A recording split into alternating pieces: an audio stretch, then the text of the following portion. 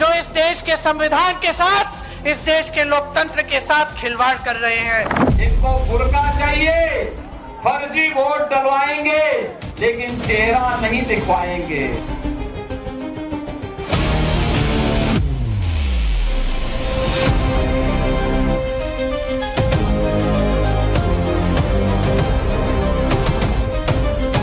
আপনি কি বাংলাদেশ থেকে এসেছেন? হ্যাঁ, আমি বাংলাদেশের থেকে আইছি। তো আপনি আসলেন এখানে কি করে, মানে কাটাতার পার করে এসেছেন, কি করে এসেছেন? হ্যাঁ, আমরা যখন আইছিলাম আমাদের দিকে আলাদা ছিল, ডুবে গেল, সেখানে আইছিল। আচ্ছা, তো আপনাদের কোনো ডকুমেন্টস বা কিছু? না, আমাদের ডকুমেন্টস কোনো কিছু নেই।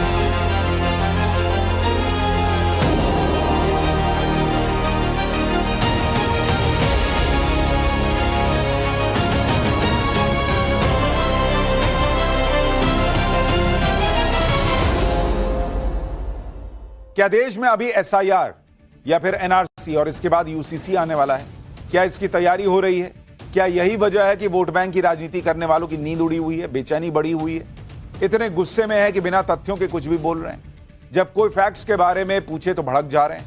पहले ईवीएम वाला राग और अब एसआईआर पर सवाल। खास वोट बैंक की सियासत में अटकी पार्टियां और सियासी परिवार आखिर करना क्या चाहते हैं?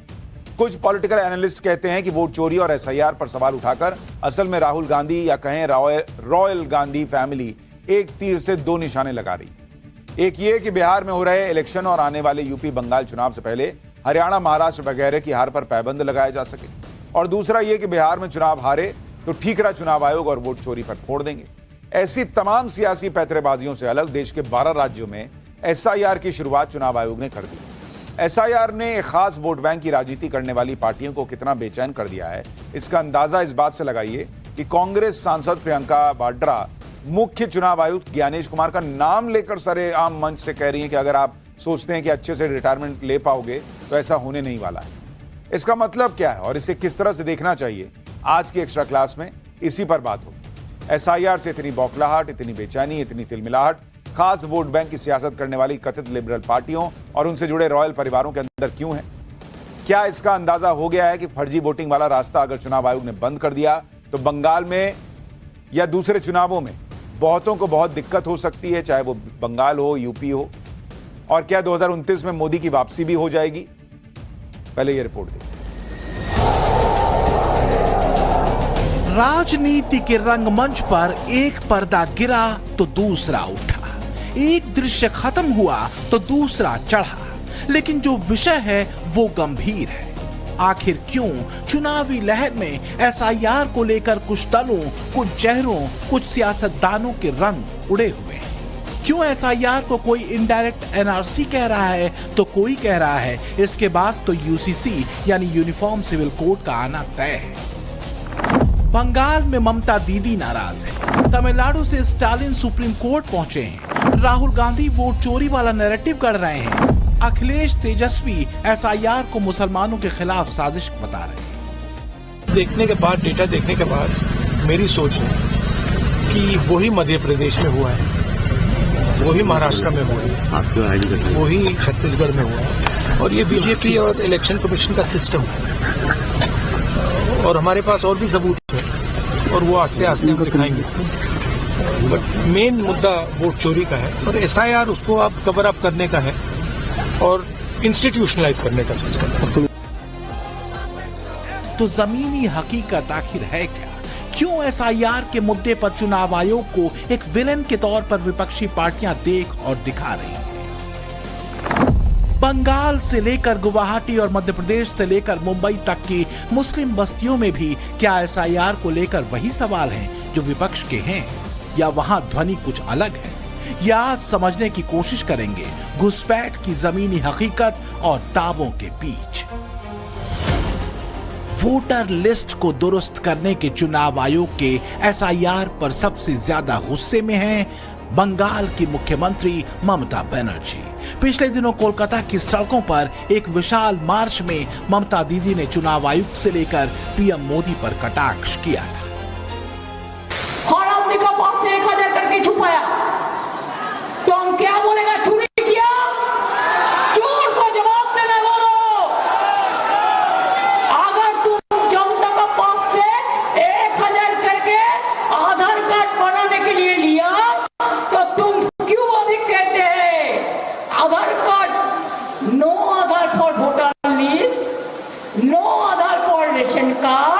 लेकिन बैंक में जब आप अकाउंट करने जाता है तो आधार लिंक चाहते हैं, नहीं करना है तो आधार कार्ड सिटीजनशिप नहीं होगा, तो आधार कार्ड में आपको वोटिंग राइट नहीं होगा। ये वो लॉजिक हैं जो बंगाल हो या कोई दूसरा राज्य, एसआईआर को लेकर कथित लिबरल पार्टियों की तरफ से दिया जा रहा है। इसके बरक्स एसआईआर को लेकर जो तर्क चुनाव आयोग के हैं वो साफ है। वो ये कि वोटर लिस्ट से फर्जी या अवैध वोटर्स के नामों को हटाना ये क्यों जरूरी है, इसकी वानगी बंगाल में देखने को मिली। पश्चिम बंगाल के वर्धमान में 2 दिन पहले सैकड़ों आधार कार्ड फेंके हुए मिले। ये आधार कार्ड एक बोरे में भरकर तालाब में फेंक दिए गए थे। तालाब की सफाई के दौरान इन्हें बरामद किया गया। कहा जा रहा है कि किसी ने रात के अंधेरे में 3 बोरियों में आधार कार्ड और अन्य दस्तावेज तालाब में फेंक दिए। इसे लेकर बीजेपी और टीएमसी आमने सामने।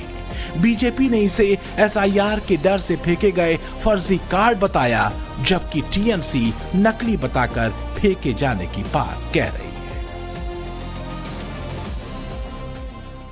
एक सवाल खड़ा होता है कि आखिर एसआईआर को लेकर वो पार्टियां और नेता ही आपे से बाहर क्यों हो रहे हैं जो सो कॉल्ड सेक्युलर पॉलिटिक्स करने का दावा कर रहे हैं। पिछले दिनों एसआईआर के मुद्दे पर पश्चिम बंगाल की मुख्यमंत्री ममता बनर्जी चुनाव आयोग से इतना भड़क गई कि सड़कों पर उतर गई। ये दिखाने और बताने की कोशिश हुई कि एसआईआर के जरिए लोकतंत्र को खतरे में डाला जा रहा है। ममता बनर्जी ने तो यहां तक आरोप लगा दिया कि एसआईआर तो केवल बहाना है, इसके बाद असली मकसद एनआरसी लाना है। ममता ने सड़क पर उतरकर शक्ति प्रदर्शन तक किया, लेकिन चुनाव आयोग एसआईआर की प्रक्रिया को लेकर अडिग रहा। सिर्फ 2 दिन में ही 2 करोड़ से ज्यादा फॉर्म बांट दिए गए। बंगाल में बांग्लादेशी घुसपैठियों का मामला गंभीर है। एसआईआर के बाद यह मुद्दा एक बार फिर गर्मा चुका है। कुछ राजनीतिक विश्लेषक और बीजेपी नेता ये कह रहे हैं कि एसआईआर से अवैध बांग्लादेशी घुसपैठियों की पोल पट्टी खुल जाएगी, उनका वोट कट जाएगा, इसलिए दीदी बेचैन हो रही। दूसरी तरफ ममता बनर्जी दावा कर रही है कि बीजेपी एसआईआर के बहाने अल्पसंख्यक वोटरों का नाम काटना चाहती है। सवाल यह है कि बंगाल में कितने बांग्लादेशी हैं और वो कहां रहते हैं और क्या वाकई उन्हें ममता सरकार का राजनीतिक संरक्षण मिल रहा है। ममता बनर्जी परेशान है। राहुल गांधी का राजनीतिक भविष्य दांव पर है। अखिलेश को यूपी की सत्ता में एंट्री का कोई रास्ता नहीं दिख रहा और तीनों का दर्द, तीनों की सामूहिक पीड़ा है एसआईआर। लेकिन सवाल है क्यों? क्योंकि एसआईआर हो या एनआरसी, इन दोनों का एक सिरा ये तीनों वोट बैंक के कटने से जोड़ते हैं, जबकि सरकार कहती है उसके निशाने पर सिर्फ और सिर्फ घुसपैठिए हैं। जो भारत का नागरिक नहीं है, फिर से सुन लीजिए, जो भारत का नागरिक नहीं है, जो घुसपैठ करके आया है, उसके साथ भारत के संविधान के तहत न्याय सम्मत कार्रवाई होती रहेगी। बंगाल की अस्मिता के खिलाफ होने वाली किसी भी साजिश को बीजेपी कामयाब नहीं होने देगी। तमाम रिपोर्ट्स में दावा किया गया है कि भारत में सबसे ज्यादा बांग्लादेशी घुसपैठिए पश्चिम बंगाल में ही रहते हैं।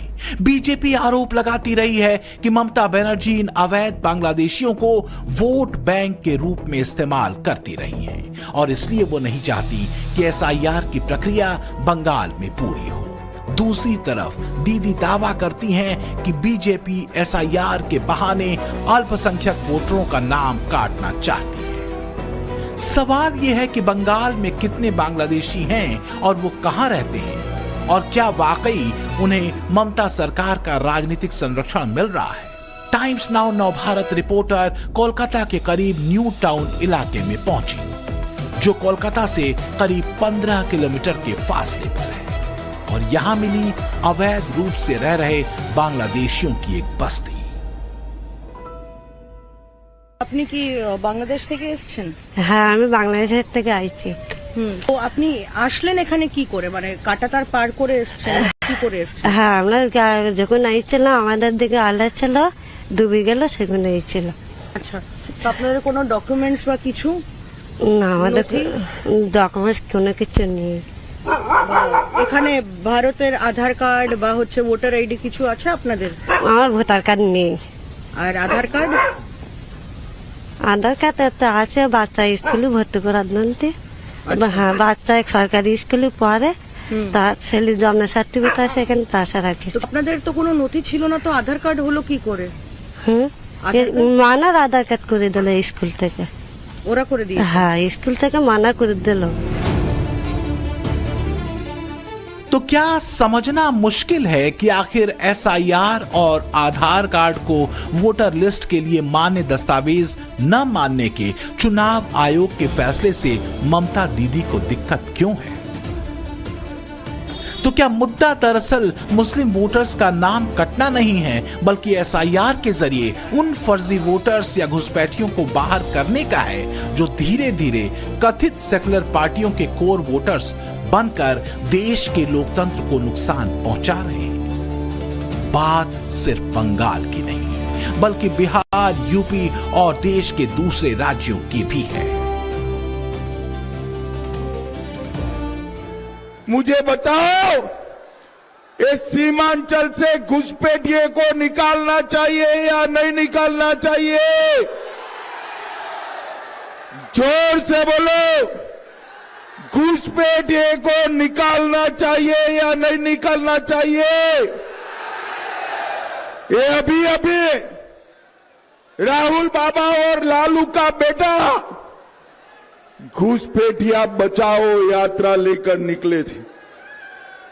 वो चाहते हैं कि सीमांचल घुसपैठियों का गढ़ बने, मगर सीमांचल वालों, मैं कहकर जाता हूं, न केवल सीमांचल, पूरे बिहार से एक एक घुसपैठियों को हम चुन चुन कर निकालने का काम करेंगे।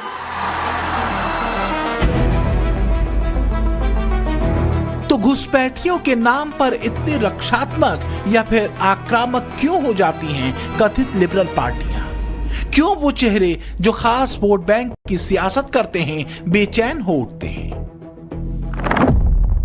ममता को अपना सिंहासन हिलता दिखता है, अखिलेश को 2027 का चुनाव मुश्किल लगता है, तेजस्वी को बिहार की गद्दी दूर दिखने लगती है, तो राहुल गांधी को सत्ता वनवास लंबा दिखता है। राहुल गांधी के इतने हाइड्रोजन बम फोड़ने के बाद भी एसआईआर की प्रक्रिया नहीं रुकती और चुनाव आयोग अपनी प्रतिबद्धता पर अडिग रहता है, जिससे नेता प्रतिपक्ष की भाषा तीखी और तीखी होती चली जाती है। अभी प्रोसेस चल रहा है, हमारे पास बहुत सारा मटेरियल है, वो प्रोसेस हम चलाते जाएंगे। हिंदुस्तान के जेनजी जो हैं और युवा हैं, उनको हम क्लियरली दिखा देंगे कि नरेंद्र मोदी चुनाव चोरी करके प्रधानमंत्री बना है, बीजेपी चुनाव चोरी करती है, क्लियरली बता देंगे। कोई कांग्रेस से लेकर महागठबंधन की तमाम विपक्षी पार्टियां और ममता बनर्जी तक एसआईआर को मुस्लिम वोटर्स का नाम काटने की साजिश बताती फिर रही हैं। दूसरी तरफ चुनाव आयोग ये बात बार बार कह रहा है कि एसआईआर के जरिए उसकी कोशिश वोटर लिस्ट को और ज्यादा स्पष्ट बनाने की है। मतदाता सूची की स्पेशल इंटेंसिव रिवीजन यानी एसआईआर प्रक्रिया का उद्देश्य मृत, डुप्लीकेट और माइग्रेटेड मतदाताओं को हटाना और नागरिकता की जांच करना है। चुनाव आयोग ने तो ये तक पूछा कि राहुल गांधी किस आधार पर ये बात कह रहे हैं कि डुप्लीकेट वोटर बीजेपी को ही वोट कर रहे थे। इसका जवाब कांग्रेस के पास नहीं। दूसरा तर्क ये भी है कि अगर डुप्लीकेट वोटर बीजेपी को वोट कर रहे थे और राहुल गांधी के आरोपों के मुताबिक चुनाव आयोग बीजेपी से मिला हुआ है, तो फिर उसे एसआईआर करने की जरूरत क्या थी? क्योंकि कांग्रेस के हिसाब से पुरानी वोटर लिस्ट से बीजेपी को फायदा हो रहा था। तो क्या एसआईआर के खिलाफ विपक्षी शोर और दौड़ की वजह कुछ और ही है? एसआईआर के खिलाफ विपक्षी दल सड़क से लेकर सुप्रीम कोर्ट तक दौड़ रहे हैं। तमिलनाडु की डीएमके सरकार ने राज्य में एसआईआर कराने के चुनाव आयोग के फैसले के खिलाफ सुप्रीम कोर्ट में याचिका दायर की। अब सुप्रीम कोर्ट 11 नवंबर को इस याचिका पर सुनवाई के लिए तैयार हो गया है। यानी जिस दिन बिहार में दूसरे चरण का चुनाव होना है उसी दिन सुनवाई होगी। डीएमके ने अपनी याचिका में 27 नवंबर को चुनाव आयोग के एसआईआर कराने के नोटिफिकेशन को खारिज करने की मांग की। याचिका में कहा गया है कि एसआईआर की प्रक्रिया संविधान के अनुच्छेद 14, 19 और 21 समेत संविधान और जनप्रतिनिधि कानून के कई प्रावधानों का उल्लंघन करती है। मतलब आप बेचैनी देख रहे हैं, क्यों इतनी बेसब्री है भाई? ऐसा क्या ही हो जाएगा अगर राज्यों में वोटर लिस्ट दुरुस्त होगी तो?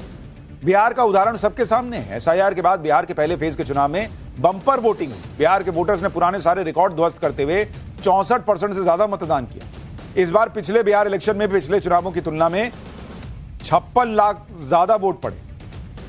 और यह तब है जब एसआईआर के बाद बिहार में करीब 65 लाख वोटर्स के नाम कटे थे। ये वो वोटर थे जो मृत थे लेकिन वोटर लिस्ट में उनका नाम था, या जिनका नाम 2 जगह पर था, या जो माइग्रेट कर गए। जब ऐसे 65 लाख वोटर्स के नाम कटे तो विपक्ष ने खूब बवाल काटा, अरे धांधली हो रही। लेकिन अब आप देखिए कि बिहार में पहले फेज की वोटिंग में रिकॉर्ड तोड़ वोटिंग। एसआईआर को लेकर विपक्ष के आरोप ये हैं कि इसका मकसद मुस्लिम वोटर्स का नाम काटना है। हमने विपक्ष के इन आरोपों और एसआईआर को लेकर पश्चिम बंगाल, गुवाहाटी, मुंबई और जबलपुर की मुस्लिम बस्तियों से मुस्लिम वोटर्स की राय जानने की कोशिश की। लोगों ने क्या कहा, इसे सुनना जरूरी है। सबसे पहले गुवाहाटी और गुजरात के राजकोट से मुस्लिम वोटरों की एसआईआर पर राय सुन लीजिए। देखिए, ये सब अब लागू करने से क्या होगा, फिर पहले से तो जो हम किया है वो मेरा प्रॉब्लम हो जाएगा, है कि नहीं? इतना दौड़ा दौड़ी करके हम लोग किया, खर्चा किया, पैसा खर्चा किया, फिर से ऐसे करेगा तो हम लोग को दिक्कत हो जाएगी। मेरा नाम लियाकत अली है। मैं ओरिजिनली फ्रॉम राजस्थान, लेकिन 1986 से यहाँ रह रहा हूँ। जन्म राजस्थान में हुआ, लेकिन हम लोग का बिजनेस था, मेरा लड़की यहाँ था। शादी होने के बाद मैं राजस्थान गया, वहाँ में भी एसआईआर चल रहा है। तो उसने कहा कि पापा मेरा तो नाम यहाँ में नहीं आ रहा, मेरा तो शादी हो गया। तो मेरा लड़की को मैं बोला कि मैं यहाँ का 2002 का लिस्ट भेजता हूँ, उसमें मेरा नाम है। तो मैं ये जो वोटर लिस्ट वहाँ भेजा है, according voter list her name is now listed in the new voter list. So it's okay, it's a good thing, ये होना चाहिए। एसआईआर की जो अभी चालू हुआ है वो बहुत अच्छी बात है। जो मत गिनती हो रही है वो भी सही है, मगर जिसका नाम मतदार यादी में नहीं है उनका नाम जोड़ना चाहिए। चुनाव आयोग की तरफ से ये जो रजू किया हुआ है वो एसआईआर, वो एक अच्छी बात है। लोकतंत्र मजबूत होगा वो हम मानते हैं कि सही बात है, लोकतंत्र मजबूत होना ही चाहिए, पर सही ढंग से होना चाहिए। हम ही चाहते हैं कि भाई घुसपैठियों को यहाँ कोई मतदार देने का कोई अधिकारी नहीं है, वो जहाँ के है वहाँ को उसको रवाना करना ही चाहिए। तो सुना आपने, वोटर लिस्ट के दुरुस्त होने से किसी को कोई ऐतराज नहीं। तो क्या ऐतराज बस उन्हीं है जो अपनी राजनीति के लिए एसआईआर के मुद्दे को जबरन उठा रहे हैं? हमने जबलपुर, कोलकाता और लखनऊ के मुस्लिम वोटर्स से भी एसआईआर पर उनकी राय जानी। जो मर गए उनके भी नाम है, हमारे अब्बा का नाम अभी तक नहीं हट रहा है। बताइए, वोटर लिस्ट जो है, बॉर्डर जो है दुरुस्त होना चाहिए। सरकार को चाहिए कि एक बार वोटर लिस्ट का जो है उसी को फॉरवर्ड करके उसकी जांच जो है एक कोर्ट देके उसको स्टेबल किया जाए। एसआईआर में वेस्ट बंगाल का पूरा जो वोटर लिस्ट है, जो लोग वोटिंग राइट है, उनको देखा जाएगा कि ये लोग 2002 से यहाँ पर था कि नहीं। अगर ये सब हो जाने के बाद एक ड्राफ्ट रोल एक पब्लिश होगा। ड्राफ्ट रोल पब्लिश होने के बाद जो लोग वेरीफाइड वोटर है वो लोग तो रह जाएगा, मगर जो लोग वेरीफाइड वोटर नहीं है वो लोग तो नाम जो है लिस्ट से काट दिया जाएगा।